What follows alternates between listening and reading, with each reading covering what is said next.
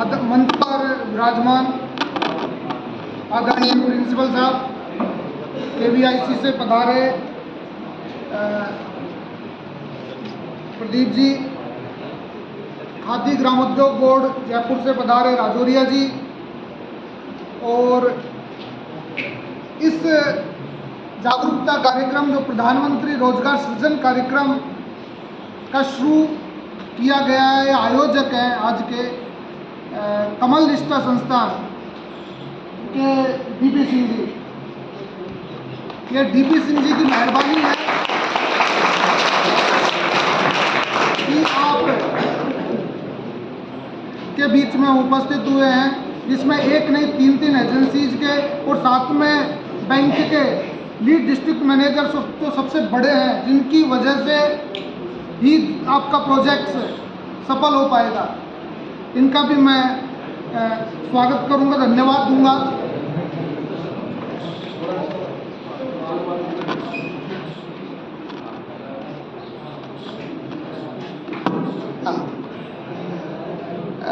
और प्यारे बच्चों, मैं आपको 2-3 बातें आपसे करना चाहूँगा। पहली बात तो यह है कि ये जो प्रधानमंत्री रोजगार सृजन कार्यक्रम है, ये भारत सरकार की एक अनूठी पहल है। आप ये जानते होंगे कि हम पहले प्रधानमंत्री रोजगार सृजन योजना, प्रधानमंत्री रोजगार योजना PMRY कहते थे, जो 1995 में चल रही थी, से 2008 तक चली है। और एक खादी ग्रामोद्योग आयोग की स्कीम का नाम है ग्रामीण रोजगार सृजन कार्यक्रम। दोनों को भारत सरकार ने 2008 में विलय किया और विलय करके एक स्कीम बनाई कंबाइंड रूप से प्रधानमंत्री रोजगार सृजन कार्यक्रम, जिसको आज जिला उद्योग और वाणिज्य केंद्र, खादी ग्रामोद्योग आयोग और खादी ग्रामोद्योग बोर्ड 3 एजेंसीज इम्प्लीमेंट कर रही है। ये हमारे लिए गर्व की बात है कि तीनों ही एजेंसी के प्रतिनिधि आज हमारे पास बैठे हैं। और चौथी बात यह है कि जो सभी बैंकों के जो अग्रणी जिला प्रबंधक हैं, LDM साहब, वो आपके समक्ष बैठे हैं और इस जागरूकता कार्यक्रम को बेहतर बनाने के लिए कमल निष्ठा संस्थान आपके पास में झुंझुनू से आई है। एक सौभाग्य की बात है हमारे लिए। तो मैं सबसे पहले आपको ये बताऊं कि आप सब लोग ITI का प्रशिक्षण ले रहे हैं, और ITI के प्रशिक्षण लेने के बाद आप किसी न किसी टेक्निकल ट्रेड्स में जाना पसंद करेंगे। या तो आप कहेंगे कि आज नौकरी के लिए आदमी ज़्यादा जा रहा है, आजकल सबसे पहली प्रायोरिटी हो गई कि हमें सरकारी क्षेत्र में नौकरी मिल जाए, तो उत्तम विचार हमारा या प्राथमिकता रहेगी हमारी सरकारी नौकरी। यदि ये नहीं मिलती है तो कोई एक अच्छे कॉरपोरेट सेक्टर में हम एंगेज हो जाए। तीसरा, यदि ये भी नहीं होता है तो किसी दूसरे जो अनऑर्गेनाइज्ड सेक्टर में फैक्ट्री लग रही है उसमें एंगेज हो जाए। चौथा हमारा ये रहेगा कि अरे अब तो कुछ नहीं मिला तो चलो मैं कोई काम धंधा ही शुरू कर लें। और हम आपको उल्टा कराने लेके आए हैं। जो मैंने बोला है उसको उल्टा कर दीजिए कि आप सबसे पहले खुद का ही कॉरपोरेट हाउस बना लो ना, जो दुनिया आपके पास में आए। ऐसा कहते थे कि उत्तम खेती, मध्यम बाण, निकृष्ट चाकरी, भीख निदान। ये कहावत हमारे बड़े बुजुर्ग किया करते थे, और सही बात भी थी कि उनकी कहावत में दम था, लेकिन आज नहीं है। क्यों नहीं है कि मेरे पिताजी और मेरे ताऊजी दोनों को रेलवे में नौकरी लग गई थी, और वो रेलवे की नौकरी छोड़ के आ गए और कहा कि जब नौकरी में क्या रखा है, जब हमारे पास में खेती इतनी अच्छी हो रही है तो ये जो हमें रोज नौकरी में दे रहे हैं इतने तो हमें वो महीने में जितने दे रहे हैं इतने तो हम एक दिन में कमा लेंगे, क्योंकि उस वक्त पानी भी था, खेती भी अच्छी होती थी, सब कुछ अच्छा था। लेकिन स्थितियाँ ये हुई कि हमारी प्रकृति को तो हम नहीं कहेंगे कि प्रकृति ने ऐसा बुरा कहर ढाया जिससे हमें नुकसान हो गया। प्रकृति ने नहीं ढाया, हमने संसाधनों के साथ में खिलवाड़ कर दिया। जो हमारा जल संसाधन था, उस जल संसाधनों का हमने दुरुपयोग कर दिया, और उस दुरुपयोग से हमारे पास में जो ग्राउंड वाटर था वो रिचार्ज ही नहीं हो पा रहा है। सारा का सारा हमने पानी सोख लिया, जिससे आजकल खेती उत्तम नहीं, सबसे बुरी मान सकते हैं। इस मौसम को देख के आप अंदाज़ा लगा सकते हैं, आप किसान के बेटे होंगे, मैं भी किसान का ही हूँ। अभी स्थितियाँ ये हुई है कि चलो ठीक है, मैं तो डिप्टी डायरेक्टर हो गया, लेकिन हूँ तो किसान का ही, मैं भी किसान हूँ, अमिताभ बच्चन वाला किसान नहीं, मैं वास्तव में किसान हूँ। मेरी वाइफ अभी हाल ही में बस पकड़ के मेरे गांव गई है कि चलो चना सरसों जो भी हुआ है वो करवाएं। बेचारे मेरी मम्मी भाभी कैसे करेगी काम, कि तुम भी आ जाना कल। मैंने कि मैं आ जाऊँगा पर काम नहीं करूँगा। मैं ये बता सकता हूँ तुम्हें कि मेरे पास टेक्नोलॉजी है कि इतने बजे बारिश आएगी और इतने मिनट तक रहेगी, और तुम इससे पहले पहले जो भी करना है करा लो। मैं ये काम करा सकता हूँ, इसलिए मैं कल आ जाऊँगा। समझ रहे हैं? तो हम बात आते हैं जैसे प्रधानमंत्री रोजगार सृजन कार्यक्रम की। तो साथियों, एक बात मैं आपसे कहना चाहता हूँ कि कहते हैं कि यदि किसी को अपना ज्ञान देना है, किसी को जीवन सुधारना है, किसी को दिन दूनी रात चौगुनी का आशीर्वाद देना है, तो कह दीजिए प्रधानमंत्री रोजगार सृजन कार्यक्रम भवै। बोलो, ऐसा कह दीजिए कि पीएमईजीपी हो जाओ। इससे बढ़िया आशीर्वाद आज की तारीख में कोई नहीं है। ये प्रधानमंत्री रोजगार सृजन कार्यक्रम ऐसा कार्यक्रम है भारत सरकार का, यदि किसी का फर्श से अर्श तक लेके आना है किसी को, उसको पीएमईजीपी का ज्ञान दे दो, वो व्यक्ति दिन दूनी रात चौगुनी करेगा, उसकी 7 पीढ़ियां तर जाएगी। जैसा कि अभी बताया कि डीपी सिंह साहब ने कि शिवगंज गए थे सिरोही में, जो हमारी पीएमईजीपी योजना में मात्र 25 लाख का लोन लिया, 2.5 लाख का। अब बताओ कब लिया साहब? 4 साल पहले। और 2.5 लाख का लोन लेकर आज 20 करोड़ का वो व्यक्ति कारोबारी है, टर्नओवर कर रहा है। 20 करोड़ के टर्नओवर का मतलब यह है कि यदि हम प्रोजेक्ट्स के आधार पर देखें 10% भी प्रॉफिट माने तो 2 करोड़ रुपए सालाना कमा रहा है। 20 लाख रुपया सालाना वो मंथली उसकी इनकम है। हमारी साल भर की इनकम नहीं है 20 लाख रुपया। मेहनत के पंख होते हैं, और ये पंख इतने बड़े होते हैं साहब, इसको कोई भी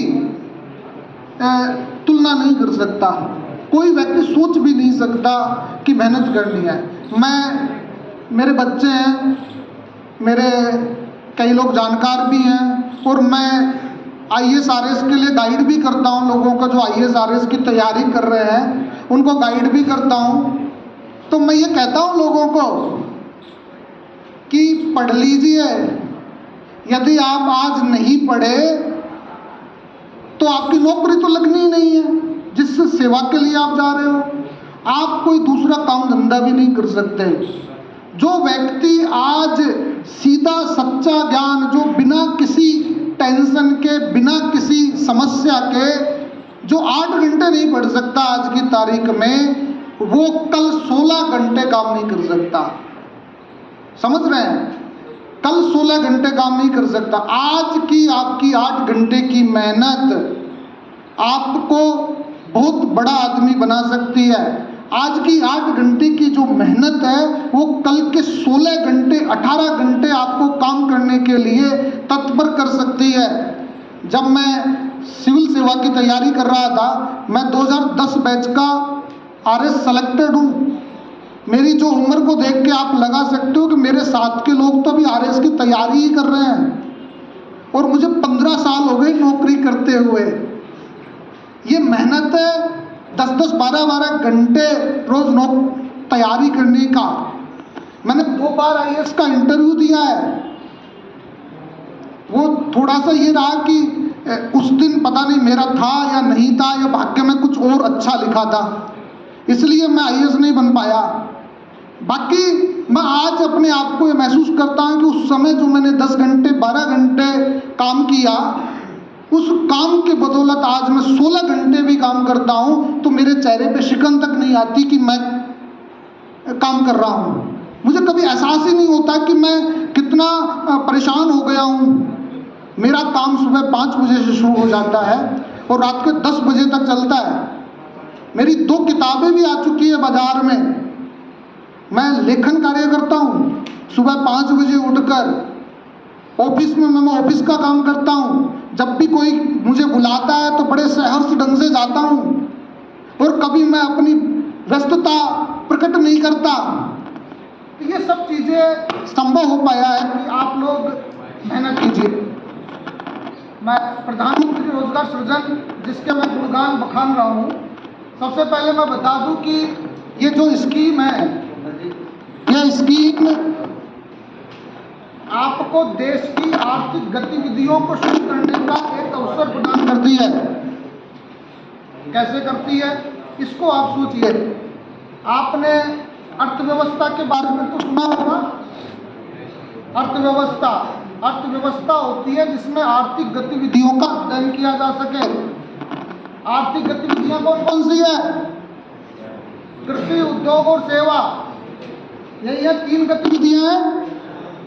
और कृषि, उद्योग और सेवा को हम प्राथमिक, द्वितीयक और तृतीयक क्षेत्र भी कहते हैं। आप सब लोग जानते होंगे। ये स्कीम ऐसी है कि आप प्राथमिक मतलब प्राइमरी सेक्टर्स को भी इसमें इंक्लूड कर दिया। मतलब आप फसल उत्पादन को छोड़कर जो दूसरी गतिविधियां हैं वो भी पीएमईजीपी में कवर हो रही है। इसमें आप उद्योग का क्षेत्र है। उद्योग किसे कहते हैं? आजकल उद्योग नहीं है, हमारे यहाँ उद्यम है। उद्यम मतलब एंटरप्राइजेज। भारत सरकार ने कानून बनाया, उसमें उद्योग का दर्जा हटा दिया है। अब ये इंडस्ट्रीज को या यूनिट्स को हम एंटरप्राइजेज कहते हैं। ये एंटरप्राइजेज आपका पशुपालन भी हो सकता है, यह एंटरप्राइजेज आपका मछली पालन भी हो सकता है, सुअर पालन भी हो सकता है, कुक्कुट पालन भी हो सकता है। और ये एंटरप्राइजेज आपका दाल मिल भी हो सकता है, आटा मिल भी हो सकता है। तो ये सेकेंडरी हो गया।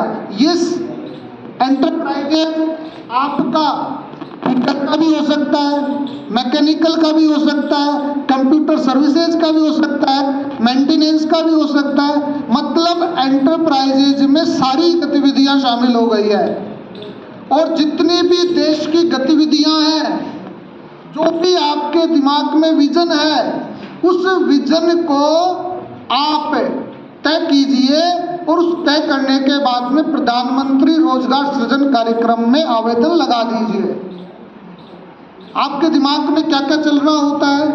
कभी आपने सोचा, अपने विचारों को एकीकृत करने का प्रयास किया? कभी आप जब एक अकेले में बैठे हैं, मंथन करने पर विचार करने बैठे हैं कि मैं क्यों आया इस जग के बीच, कभी सोच चुके हैं? मनुआ, आपका मनुआ कहता होगा कि रे मनुष्य, तू आया क्यों जग के बीच? तो ऐसा आप आत्ममंथन करते हैं तो आपको लगता होगा कि मुझे ये काम करना चाहिए। आप एक आइडिया, एक विचार ऐसा बनाइए जो आपकी जिंदगी को बदले। मैं तो सरकारी सेवा में हूँ, फिर भी मैं कोशिश करता हूँ कि मेरे दिमाग में बहुत सारे आइडिया चलते रहते हैं। उन आइडिया के माध्यम से जो भी मेरे दिमाग पर रात के 2 बजे भी मेरा दिमाग चलता है, अर्धचेतन मन में मैं रहता हूँ, और मैं जब उठता हूँ उसको मेरी डायरी में नोट कर देता हूँ। आप भी कोशिश कीजिए, कोई पता नहीं एक नया आइडिया आपकी जिंदगी बदल दे, आप नए स्टार्टअप्स को बढ़ावा दे दे, ऐसा काम आप कीजिए। तो ये जो प्रधानमंत्री रोजगार सृजन कार्यक्रम है, इसमें पहले 25 लाख तक का ही लोन मिलता था, अब इसको 50 लाख रुपए तक का कर दिया है। मतलब आप 50 लाख तक का ऋण इस योजना के अंतर्गत ले सकते हो। हम सरकारी सेवा में रहते हुए हमारे पास में क्वेरीज आती थी, अरे साहब इस योजना को बढ़वा दो ताकि थोड़ा सा हमारा भी भला हो जाए। और भारत सरकार ने पिछले साल ही ऐसे प्रयास किए कि 50 लाख रुपए तक का ऋण आप ले सकते हैं और उसमें 35% तक की सब्सिडी भारत सरकार दे रही है। अब 50 लाख तक का ऋण बातें करने से नहीं मिलता, सोचने और समझने से मिलता है। आपको अपना प्रोजेक्ट चालू करने के लिए एक प्रोजेक्ट रिपोर्ट्स बनानी पड़ती है। जैसा कि प्रदीप जी ने बताया कि इसमें किसी मीडिएटर की जरूरत नहीं है, किसी दलाल की जरूरत नहीं है, किसी मध्यस्थ की जरूरत नहीं है। आप KVIConline.gov.in पे आप जाइए और जाकर आप आवेदन 1 पेज का है, सिंपल फॉर्म में आप खुद भर सकते हैं। फिर उसके बाद में जब आप आवेदन भर देंगे तो आपसे कहेगा कि प्रोजेक्ट रिपोर्ट तैयार करो आप खुद ही। आप उस प्रोजेक्ट रिपोर्ट्स को मत भरिए आवेदन, मैं ये नहीं कह रहा, मैं ये कह रहा हूं कि उस वेबसाइट्स को एक बार फॉलो कर लीजिए और प्रोजेक्ट्स रिपोर्ट्स बनाइए। उसमें सोचिए, क्या सोचोगे कि मुझे हेलीकॉप्टर बनाना है, यह सोच सकता ना? हेलीकॉप्टर तो बनेगा नहीं 50 लाख में। आप ये सोच लीजिए कि मुझे हेलीकॉप्टर का ब्लैक बॉक्स बनाना है। अब ब्लैक बॉक्स की कोड ये देखिए कितने का आता है। अब कितने का आता है तो उसका रिपोर्ट्स बनाइए कि ब्लैक बॉक्स के लिए कौन कौन से हमें इक्विपमेंट्स आते हैं, कौन कौन सी मशीनरी आती है, कहाँ से ये मिलता है। तो आप खुद मनन कीजिए।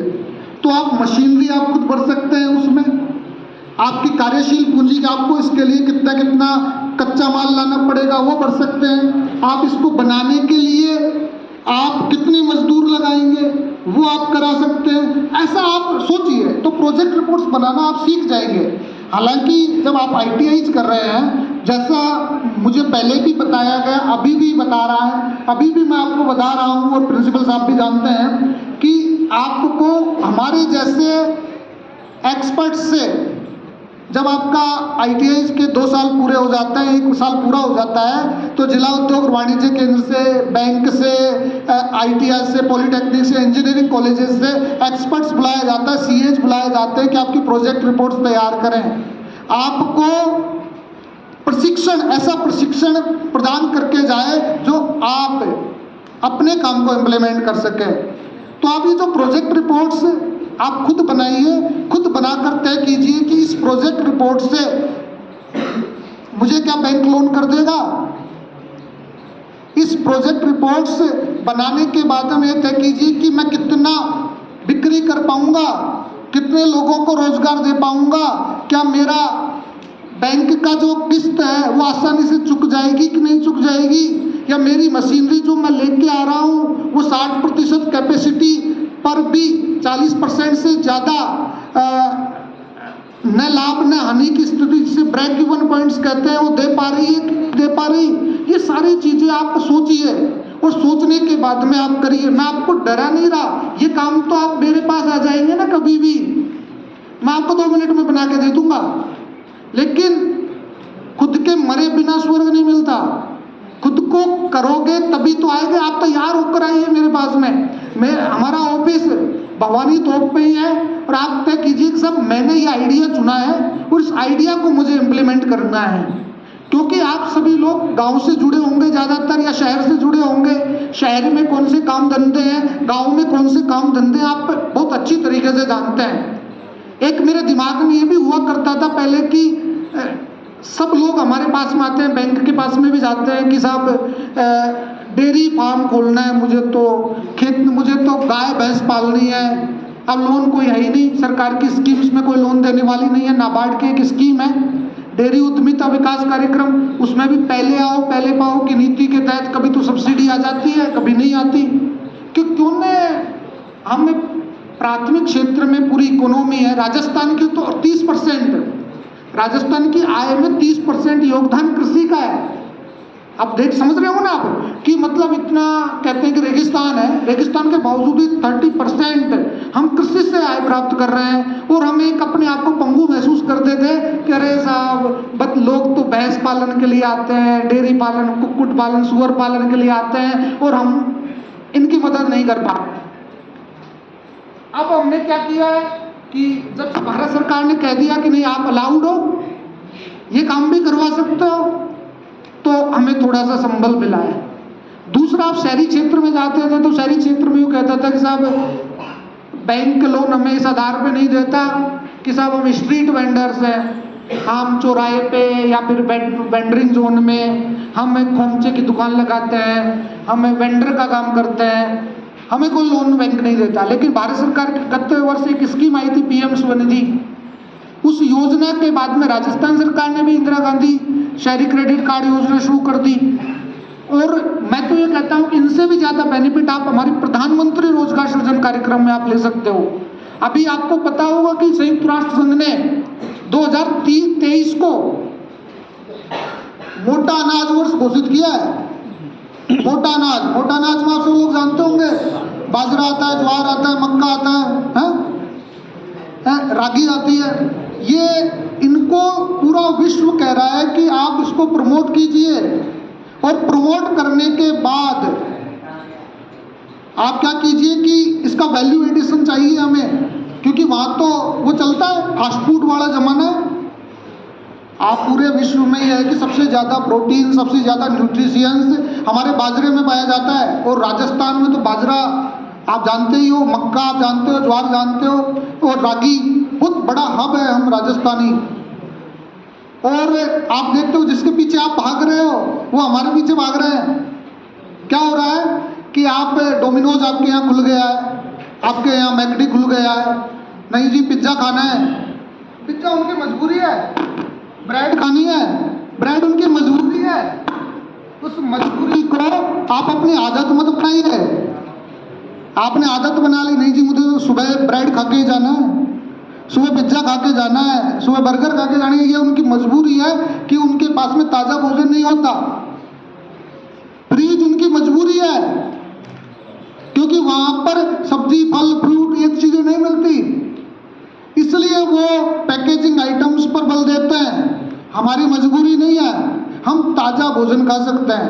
आप क्या कीजिए, घर में तो खाइए मोटा, कहते हैं मोटा खाओ मोटा पहनो, ऐसा कहते हैं, कहावत है। तो मोटा खाइए घर में बिल्कुल ताजा, और उनको पैकेजिंग कर करके एक्सपोर्ट कर दीजिए। क्या करना है आपको, बाजरा, आप सब लोग गांव से जुड़े हुए हो, बाजरा को आटा बनाइए, उसका आटा बनाकर कुछ नहीं करना आपको, छोटे छोटे मंडे जो होते हैं, मंडे जो हम गाय के लिए, कुत्ते के लिए रख देते थे, वो कच्चा सेक देना है आपको, समझ रहे हैं? कच्चा सेक देना है। उस कच्चे सेकने पे चाहे नमक की जरूरत है तो नमक डाल दो, क्योंकि आप जानते हो नमक नहीं खाते वहाँ के। कुछ कंट्रीज में लगता है कि इसमें मिर्च भी डाल दो, थोड़ा सा टेस्ट आ जाए।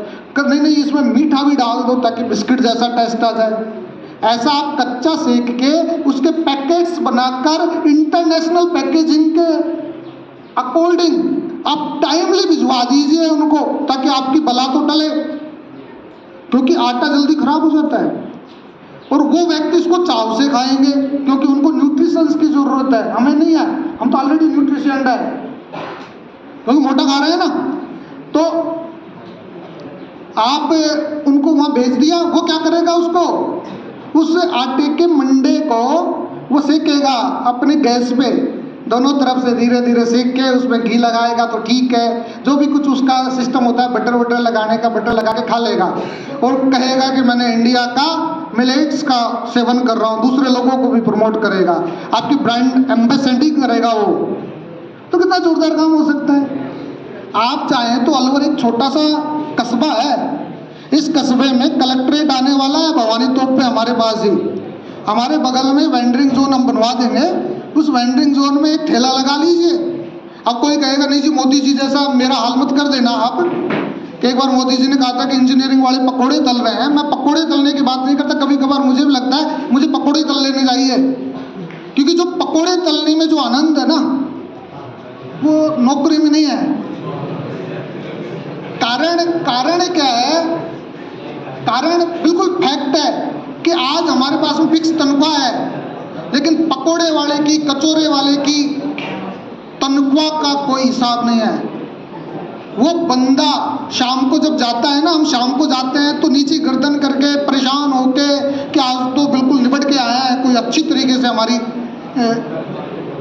वो करके गया है, मतलब ऐसे होके गिर जाएंगे वहाँ जाके, और गिरने के बाद में हमारी स्थिति खराब हो जाएगी। वो शाम को जाएगा ना अपने घर में, अरे पहले नहाऊंगा मैं, नहाने के बाद में हमारी तो स्थिति खराब हो रही। वो शाम को पार्क में, नेहरू गार्डन में, कंपनी बाग में बिल्कुल शूटिंग शर्टिंग बढ़िया तरीके से कोट पैंट लगाकर ऐसे जाता है, और फिर हम देखते हैं कि यार बड़े सेठ जी आए हैं। दुख होता है हमें भी, लेकिन हमने व्यवसाय ऐसा चुन लिया तो इसे बुरा भी नहीं है, अच्छा भी नहीं है ना। तो ये बातें आप सोचिए। तो इन चीज़ों को आप समझने के बाद में मैं तो आपसे यही कहूँगा कि ये जो हमारी स्कीम्स है, इस स्कीम्स में कोई भी आप विजन रखिए।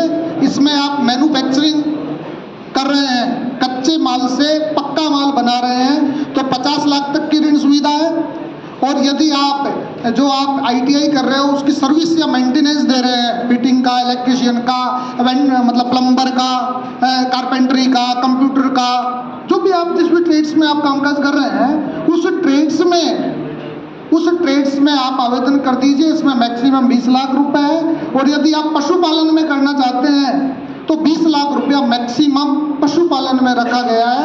और आपको यदि आप ग्रामीण क्षेत्र में लगाना चाहते हैं और आप जनरल पुरुष नहीं हैं, तो हम आपको 35% सब्सिडी बैंकों के माध्यम से आपके खाते में डलवा देंगे।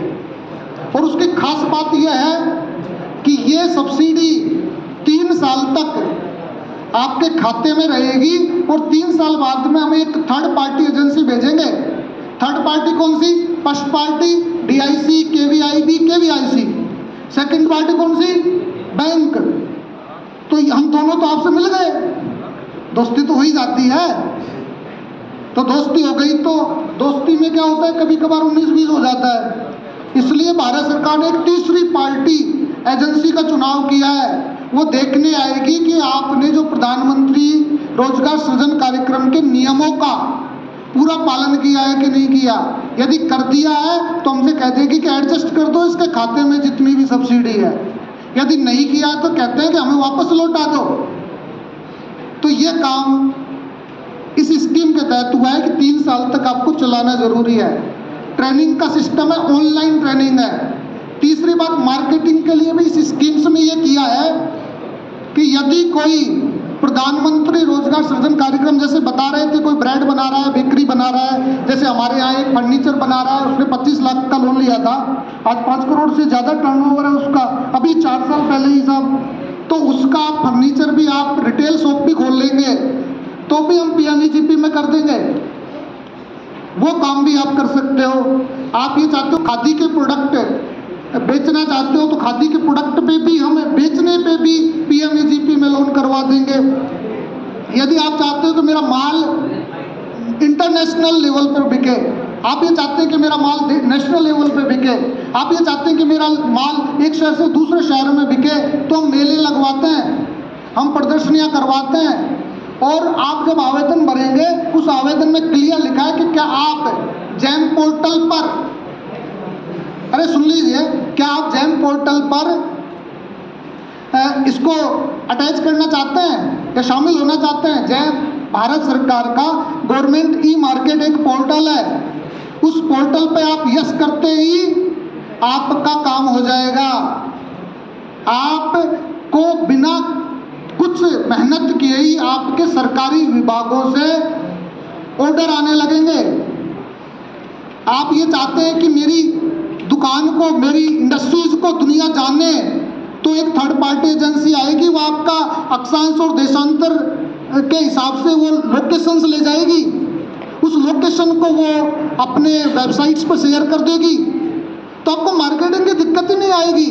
और भारत सरकार ने तो आप जैसे लोगों को मार्केटिंग प्रदान करने के लिए ONDC प्लेटफॉर्म बनाया है। आपने ई कॉमर्स सुना होगा, अमेजोन फ्लिपकार्ट सुना होगा। अमेजोन फ्लिपकार्ट पे अभी तक केवल वही प्रोडक्ट बिकते थे जो अमेजोन पे या फ्लिपकार्ट पे रजिस्टर्ड है। अब ONDC भारत सरकार ने एक प्लेटफॉर्म बनाया, ऑनलाइन नेटवर्क डिजिटल कॉमर्स, जिसमें आप जैसे छोटे रिटेलर्स का भी देगा। ये हमने इंटरनेशनल लेवल पे लड़ाई लड़ी है गूगल के साथ।